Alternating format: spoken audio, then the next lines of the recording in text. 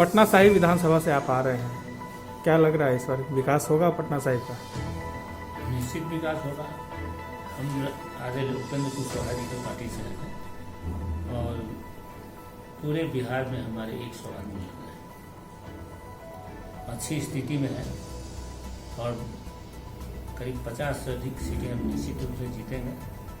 सरकार में हमारी भागीदारी होगी और यही हम सरकार में भागीदार बन जाएंगे तो जो हमारा पार्टी का मेन मुद्दा था शिक्षा में सुधार, बेरोजगारी,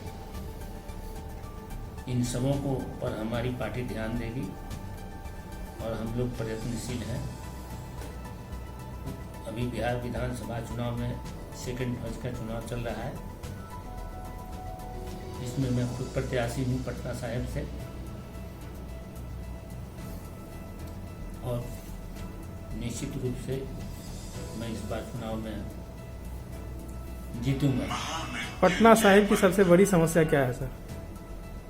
पटना साहिब के सबसे बड़ा ट्रैफिक, मेन समस्या है ट्रैफिक। बीच जो है गांधी मैदान, इधर की इतना दुरुस्त है, सारे बिजनेस व्यापार, एक गोविंद मित्रा डेली जो है 500 करोड़ का व्यापार करता है। और क्या है गोविंद मित्रा का हालत? गाड़ी की व्यवस्था सरकार कहाँ भी दिया करे, इतनी बड़ी सरकार को टैक्स से जीएसटी में सबसे ज्यादा व्यापारियों से पैसा मिलता है। व्यापारी को उसको चिंता नहीं, व्यापारी चाहते हैं हमारी गाड़ी आराम से आए, आराम से जाए, बिजनेस डिस्टर्ब नहीं हो। दिन भर व्यापारी बैठा है माल के लिए और गाड़ी उधर रोक दिया, इधर गाड़ी नो एंट्री। तो छोटी गाड़ियों को हम ये नहीं कहते हैं बड़ी गाड़ी ठीक है व्यवस्था है, लेकिन छोटी गाड़ियों को जो है पूरी व्यवसायिक जगह, कमर्शियल जगह पर छूट होनी चाहिए। ठीक, thank you sir. Patna Sahib की समस्या, पटना में एक जल निकासी है। पटना के जल निकासी जल्ला क्षेत्र में कोई वहाँ व्यवस्था ठीक नहीं है और जिससे जल जमाव होता है और पटना साहिब में जितने किसान हैं सबको काफ़ी नुकसान है। वहाँ का मुख्य पेशा प्याज है, प्याज है। तो इन किसानों के लिए वहाँ जो है भंडारण, स्टॉक, प्याज के भंडारणों की व्यवस्था नहीं होने से हमारे किसानों का उचित मूल्य नहीं है। मैं खुद किसान हूँ और इसलिए मैं किसानों के प्रति भी मैं चाहता हूँ कि सिटी के किसानों को व्यवस्था दी जाए। व्यापारियों का जहाँ तक है कि व्यापारियों को तकलीफ ये है कि उनको गाड़ी लगाने, माल लोडिंग अनलोडिंग करने की व्यवस्था नहीं है। सिटी के व्यापारी हमसे जुटे हुए, मैं बिजनेसमैन भी, तो इससे एक समस्या वहाँ है यातायात। तो हम इसमें भी सुधार चाहते हैं, अलग से व्यवस्था सरकार करे। सर, भाजपा की सिटिंग सीट मानी जाती है पटना साहिब, ऐसे परिस्थिति में वहां से आप लड़के कोई रिस्क तो नहीं ले रहे हैं? मेरे नजर में कोई रिस्क नहीं है। जनता उनसे उब गई है, पिछले 15 साल में उन्होंने वहां से हैं। जनता की मूल समस्या ज्यों की त्यों बनी हुई है। आए दिन व्यापारियों से वहां रंगदारी का बाजार पर संकट पड़ रहा है, व्यापारी त्रस्त है।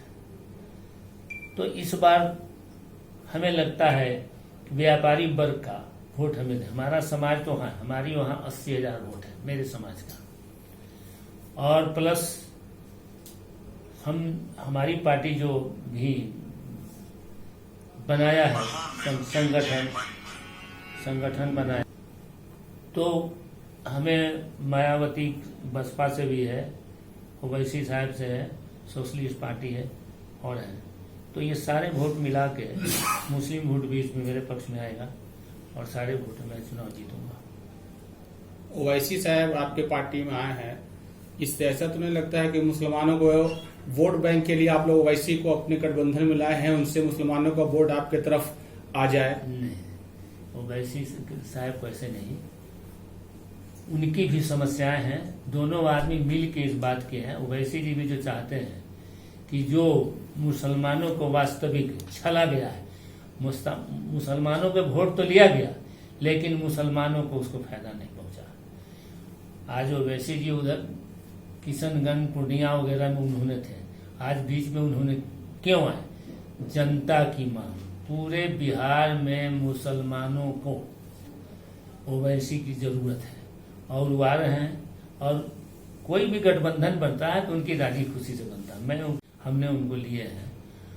और बिहार में जो अभी जितनी बलात्कार, अभी हत्याएं हो रही हैं, सभी जगह देख रहे हैं, बिहार का भी वही चरम सीमा पर। अब बिहार सरकार का शराबबंदी तो मैं मानता हूं, लेकिन शराबबंदी में ऐसा समस्या है कि उससे ज्यादा शराब बिक रहा है और लोग उसे व्यापार बना दिया, उसमें जितने लगे हैं व्यापार।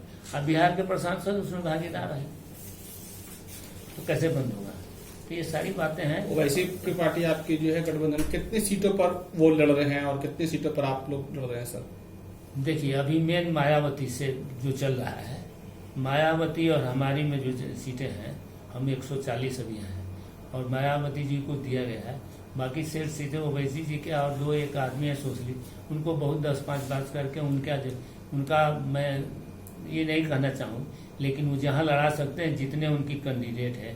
हमारे पार्टी के पास इस भी सफिशियंट सीट है, जो कि स्वयं 243 सीटों में जो हम लोग हैं, उपेक्षित हमारी राजनीतिक पार्टियां जितने लगे हुए हैं, इसलिए हम आपस में कोई सीट के लिए कोई मुसलमानों को कितना परसेंट टिकट दे रहे हैं? आप बोल रहे हैं मुसलमानों के लिए कि मुसलमानों को छला जाता? नहीं, मुसलमानों को अभी टिकट दे रहे हैं वैसे जी 100% वही दे रहे हैं। करीब 30 टिकट से ऊपर तो दे रहे हैं, 30 टिकट से ऊपर वैसे दे रहे हैं मुसलमानों को। इस बात वो आए हैं तो मुसलमानों की टिकट देने आए हैं। अब टिकट की समस्या देख लीजिए। आप दूसरे तरफ पूछिए, इन्होंने पूछा, भाजपा ने एक भी मुसलमान को नहीं दिया। कि आप हम पूछते हैं मुसलमान यहाँ के निवासी नहीं है कि वही को टिकट, ये तो सरासर बेईमानी है ना।